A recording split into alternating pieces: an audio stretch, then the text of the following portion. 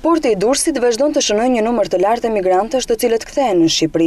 Vetëm gjatë kësaj fundjave mbi 3500 shtetas kanë zbritur në këtë port, ku pjesa më e madhe e tyre janë të punësuar në perëndim. Për të përballuar fluksin që mund të krijohet në ditët në vijim, shërbimet portuale kanë shtuar numrin e sporteleve dhe efektivëve që punojnë në to. Destinacioni pjesës më të madhe të emigrantëve mbeten pikat turistike të vendit, ku Bregdetion dhe Adriatiku janë më të preferuarit. Fillimi i korrikut po shoqërohet dhe me rritjen e fluksit në portin më të madh të vendit, siç e shikoni edhe nga pamjet filmike, ka një numër të madh pasagerësh, automjetësh, cilët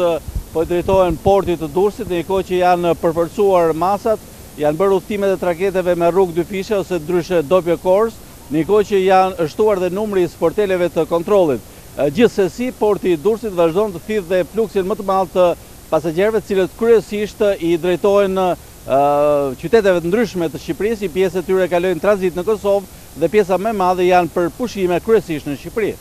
Porti i Durrësit së shpejti do të monitorohet edhe nga partnerët ndërkombëtar,